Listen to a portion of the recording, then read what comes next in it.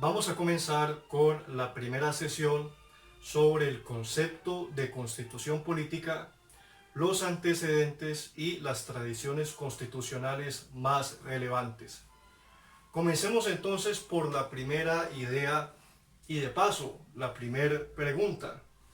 ¿Cuál es el concepto previo que cada uno trae sobre lo que es constitución política?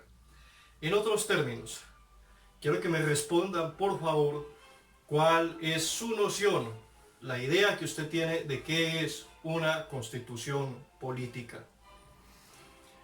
Bien, anticipándome, la mayoría de las veces se escucha que es un conjunto de normas, que son las reglas de la democracia, que son las leyes que gobiernan los derechos y deberes de las personas en un Estado. Pues bien, vamos a tomar algunos componentes de esas definiciones y vamos a establecer un concepto aproximativo.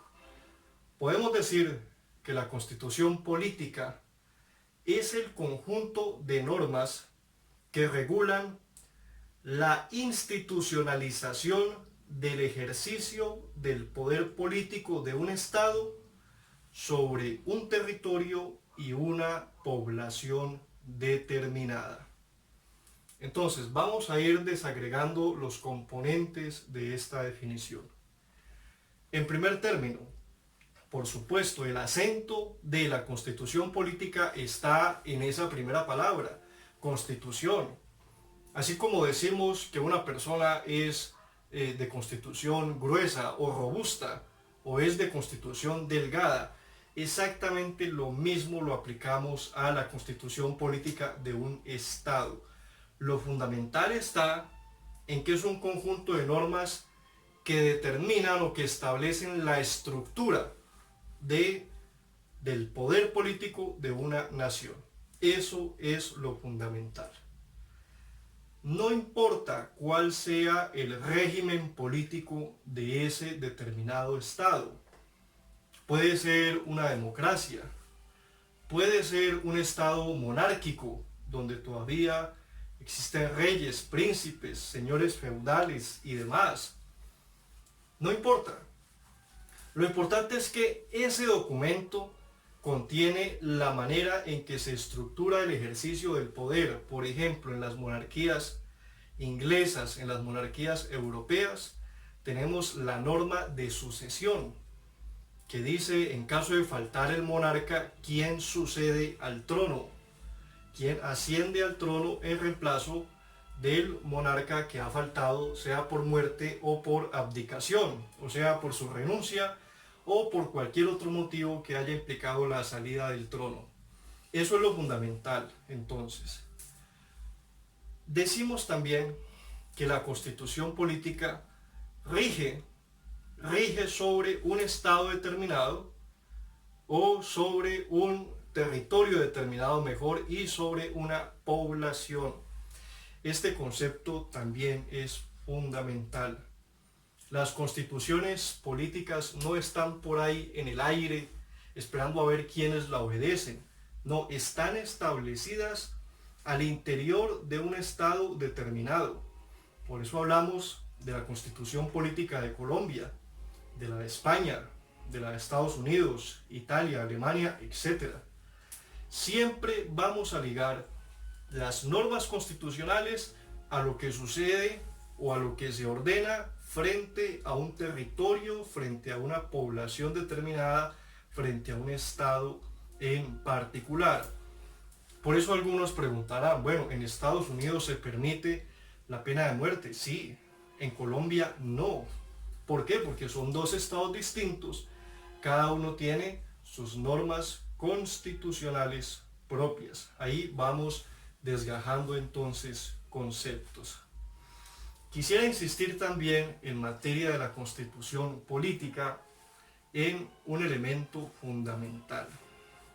Es cierto, por un lado tenemos las normas, las leyes que estructuran ese estado, pero por otra parte también está la política, es decir, la manera como se organiza el estado depende de la vida política del país.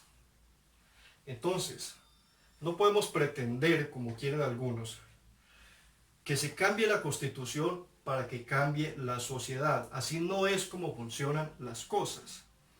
Como dice el profesor Ferdinand Lassalle en ese texto llamado ¿Qué es una Constitución?, un texto clásico, podemos advertir que los estados, las naciones, se dan las constituciones que ellas mismas ya tienen o para las que ya están preparadas, es decir, para las que están maduras. Entonces, en sociedades arcaicas, patriarcales, machistas, donde predomina la violencia y el autoritarismo, pues el hecho de que le implantemos una constitución democrática no va a hacer que por sí mismo ya se conviertan en sociedades pluralistas, participativas, con tendencia a los derechos humanos y demás. Eso no va a pasar. Primero tiene que hacerse el cambio social para que luego haya al menos un estado de madurez que prepare la posibilidad de que se establezca una constitución democrática, participativa y pluralista. ¿Con esto qué quiero significar? Que la constitución política es un texto frágil. Nos parece a nosotros muy fuerte, muy poderoso, porque es la norma máxima, y es cierto, es la norma fundamental, la norma de normas, pero en realidad es frágil, porque la Constitución depende del equilibrio de poderes que exista en un territorio determinado. Les voy a poner dos ejemplos muy cercanos. La Constitución Política de Colombia no contemplaba la reelección presidencial, la de 1991.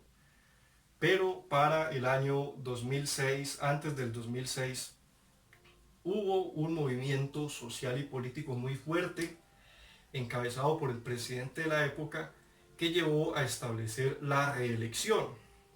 Una figura que años después, para el año ya 2014, se promovió su abolición y a partir de 2018 ya no hubo más reelecciones. Sabemos que esa figura en últimas terminó beneficiando, por decirlo de algún modo, solamente a dos expresidentes de la República.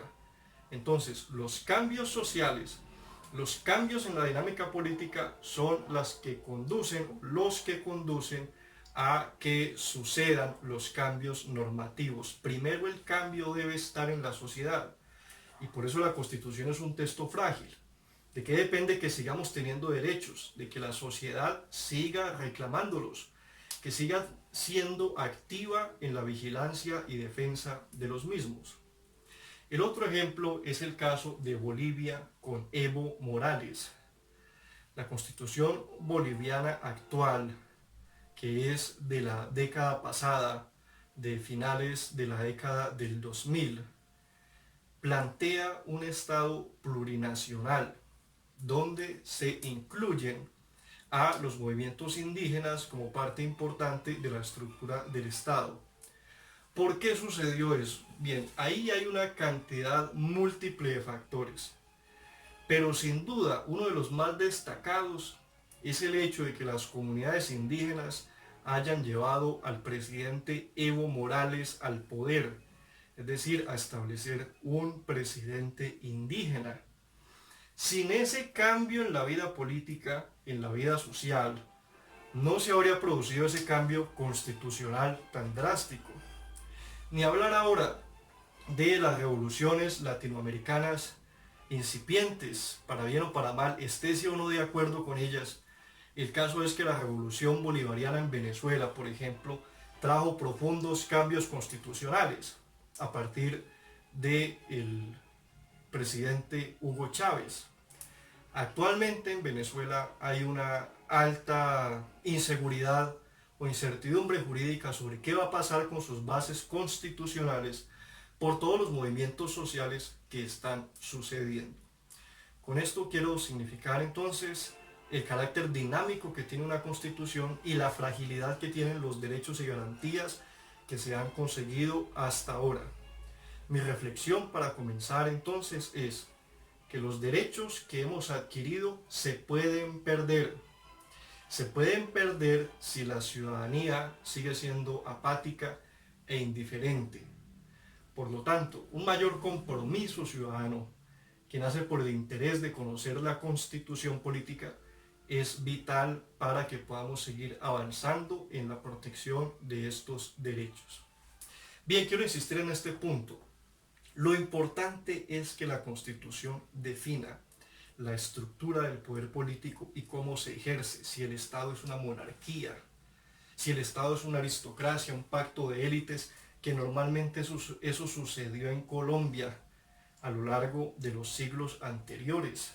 El partido vencedor se imponía sobre el vencido. Entonces, en las constituciones conservadoras había un predominio de la autoridad, del centralismo, eso lo vamos a ver más tarde.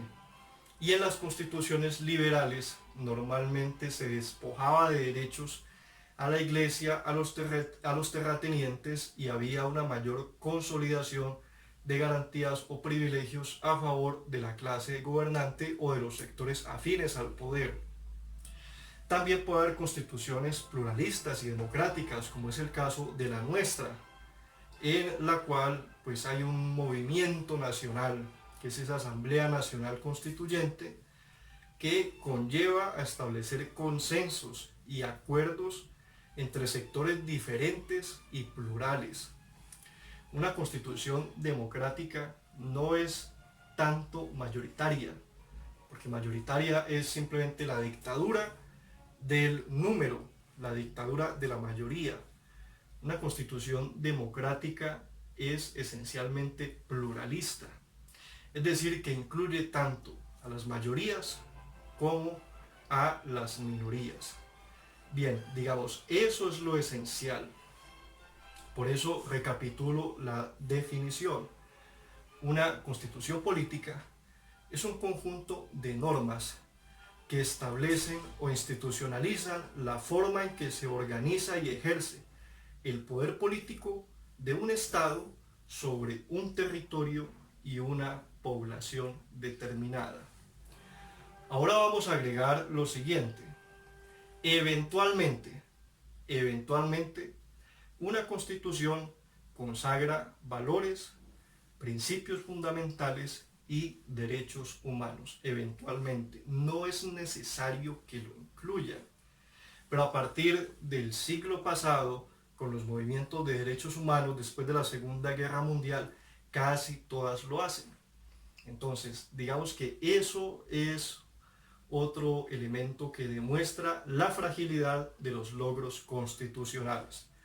Tendemos a creer que derechos humanos los ha habido toda la vida, y lo cierto es que no es así. Podemos decir que la vida institucional de los derechos humanos, por ejemplo, de la acción de tutela, solo tiene 30 años en Colombia. De los derechos colectivos, solo tiene 60, 70 años a nivel global, por ejemplo. Entonces, vamos a ver cómo a lo largo de estas sesiones esos derechos humanos y esas garantías son logros históricos que hay que conservar y hay que mantener a través del compromiso y la movilización ciudadana. Sin ello, no es posible proseguir o no es posible garantizar que estos derechos se sostengan y se mantengan en el tiempo. Entonces, hasta ahí vamos a hacer otra pregunta para guiar los apuntes que estamos llevando en nuestros cuadernos. ¿Cuál es el concepto de constitución política según lo visto aquí en la clase? ¿Y cuáles son las clases de constituciones que mencionamos a lo largo de este video? Mencioné algunas, les doy pistas, hablé de las autoritarias, hablé del pacto de élites y hablé de otra más que ustedes van a revisar y a señalar. Mencionemos entonces cuáles son esas clases de constituciones y 2 o 3 características que puedan describir de cada una de ellas. Bien, voy a pasar a las tradiciones constitucionales más importantes a continuación. Bien, voy a mencionar simplemente 3 tradiciones. La tradición inglesa, la francesa y la norteamericana, que podemos decir son las tradiciones que han alimentado de manera más directa a nuestra constitución política. La tradición inglesa viene desde la Carta de 1215 que firmaron los nobles, es decir, los señores acaudalados o con cierto nivel de ingresos, con el monarca inglés. Y se extiende a la Declaración de Derechos, a la Ley de Habeas Corpus, una serie de documentos constitucionales que se firmaron en 1689, 1692, 1693. Esencialmente, el aporte inglés consiste en haberle presentado límites al poder. Anteriormente, en el sistema feudal, ustedes lo saben, el soberano tenía amplios poderes sobre la población, podía decidir sobre la vida de las personas, podía resolver la culpabilidad o la inocencia o la absolución de los individuos sin juicio, sin llevar un debido proceso. Incluso existía el derecho de pernada, algunos dicen que es un mito, según el cual podía disponer incluso de las mujeres de los súbditos. Entonces, los nobles conquistan esa garantía, los ingleses, de que no se les prive de su propiedad ni de su vida sin que primero se establezca un debido proceso. Obtienen la garantía de que se establezca una figura, un instituto que ustedes han escuchado antes, que se llama el Parlamento. Aquí hago una pregunta y es, ¿a qué figura se les parece el Parlamento inglés frente a nuestras instituciones? ¿A qué figura se les parece el Parlamento inglés frente a las instituciones de Colombia? Bien, en el Parlamento inglés se instituyó un poder ciudadano, donde primero, por supuesto, quienes participaron fueron los más adinerados y los más acaudalados. Ellos se ubicaban en la Cámara de los Lores, luego entraron a participar en los procesos históricos posteriores el resto de la población, que se ubicaron en la Cámara de los Comunes, Cámara Alta, Cámara Baja. En el Parlamento se determinan las leyes o se establecen las leyes. En particular, los nobles adquirieron la garantía de que los impuestos se definieran con la representación y la participación de los ciudadanos, y por eso las normas en materia de impuestos que afectan la propiedad de las personas se decretan es a través de la institución parlamentaria. El parlamento es distinto al monarca y así comienza una división de poderes que luego va a continuar cuando los nobles obtengan el derecho de ser juzgados no por el monarca, sino por un ciudadano igual a ellos, por un par, es decir, una persona que comparte características de quien es juzgado, y ahí surge entonces la institución de los jueces, Igualmente, la ley de habeas corpus, una figura de la cual vamos a hablar después, pero que es vital, es muy importante. Habeas corpus quiere decir mostrar el cuerpo del capturado.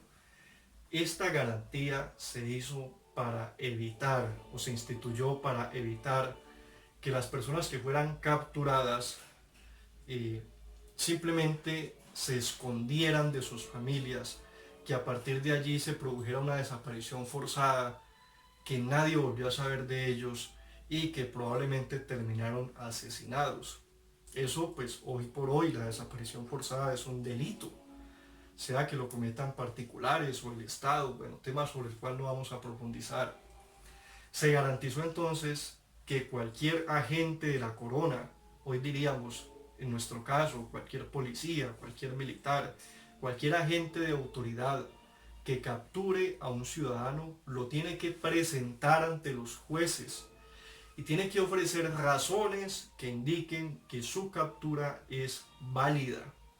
Por eso se llama mostrar el cuerpo del capturado. No puede haber privaciones de la libertad clandestinas, que alguien de repente desapareció, se lo llevaron. No, cualquier persona que sea detenida, incluso si es a órdenes del personaje más poderoso de la nación de entonces, el monarca absoluto, tiene el derecho de comparecer ante las autoridades, que se muestren las razones por las cuales es capturado. Bien, esa es una garantía fundamental. Vamos a hacer esta aclaración. Las garantías que consiguieron los ingleses en principio no eran derechos, porque no eran para todos. Solo eran privilegios de la nobleza. Ya con el trasegar del tiempo, con el trasegar de los años, se extendieron a los demás. Y ahí es donde ya podemos hablar de derechos. Pero en un principio fueron privilegios. Fueron, por decirlo así, garantías exclusivas solo para un grupo. Así es como se ha ido consolidando el proceso histórico, y pues así es como hay que expresarlo y mencionarlo. Tenemos por otro lado la tradición norteamericana, que surge a partir del proceso de independencia del pueblo de los Estados Unidos, que tiene una característica particular, y es el acento que ponen en la igualdad y en la posibilidad de ser representados también a la hora de establecer normas sobre impuestos, que ya lo habíamos mencionado en el caso inglés. Lo mismo que una preocupación de los norteamericanos sobre la protección de la propiedad y de la libre iniciativa individual. Entonces, aclaremos esto. La Declaración del Buen Pueblo de Virginia, uno de los documentos fundantes, o sea, los documentos iniciales de la fundación de los Estados Unidos, establece en su proclama que todos los hombres nacen libres e iguales ante su Creador, o que todos los hombres son creados libres e iguales. Ese acento en la libertad y en la igualdad, vamos a ver que es un gran aporte que hacen los norteamericanos, porque implica presentar una sociedad sin clases, es decir, sin esa división de monarcas, de nobleza y del pueblo. Vamos a ser precisos aquí. No es una igualdad absoluta. Es una igualdad para los norteamericanos blancos, protestantes, con cierto nivel de propiedad e ingreso, con cierto capital. Pero aún así, aunque sea una igualdad imperfecta, es la primera vez que se hace relación con tanto énfasis en la igualdad de los ciudadanos ante la ley. Digamos, la primera vez en estas declaraciones constitucionales modernas, para ser más precisos, porque los antiguos griegos y romanos pues algo habían aportado al respecto, no obstante que sus sociedades también eran profundamente desiguales y tenían esclavitud, entre otros. Aún así, esa igualdad,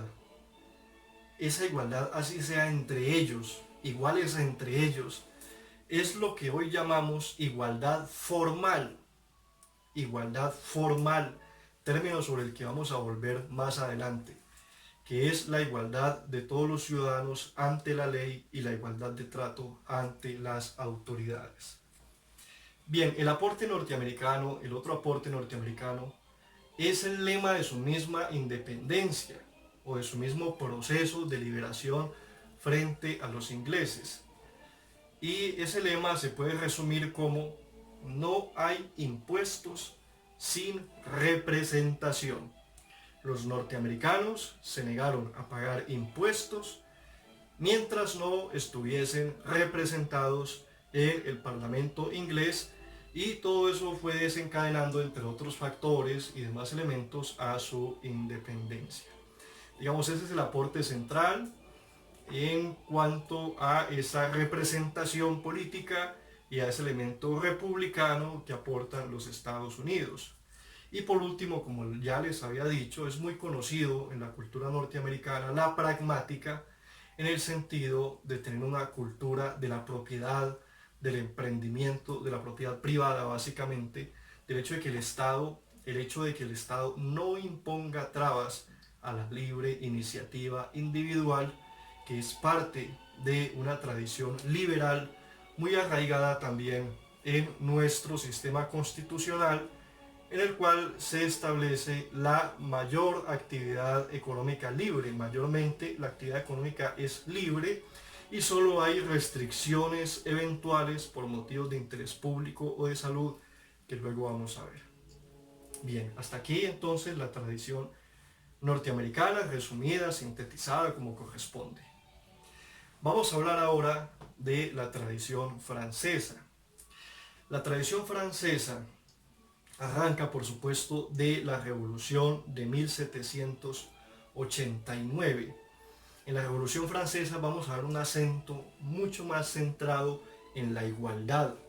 En ese lema de la Revolución, que era libertad, igualdad y fraternidad, pero que es mucho más arraigado o mucho más cercano a la superación de la desigualdad entre quienes tienen más y quienes tienen menos.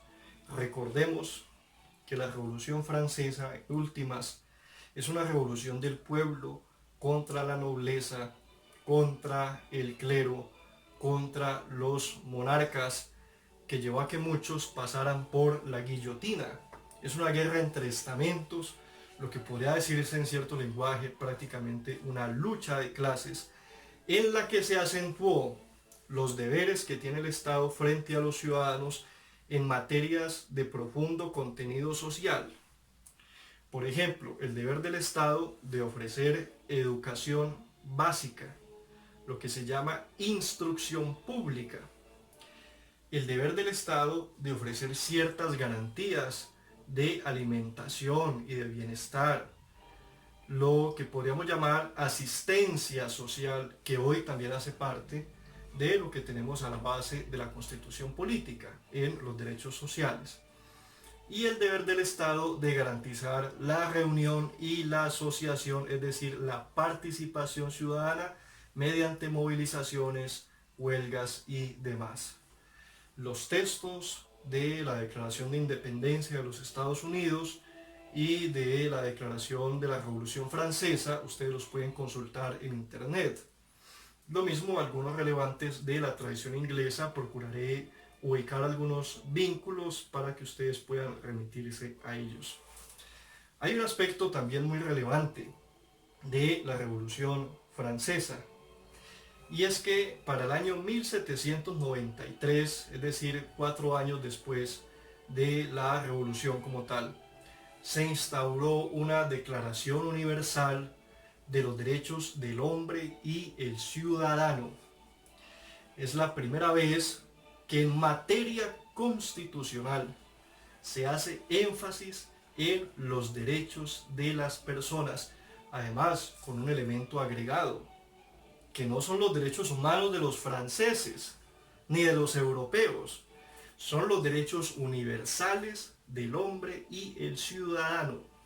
Es la primera vez que un Estado concibe que hay derechos que trascienden las fronteras, que pueden ser reclamados sin importar cuál sea la nacionalidad de la persona.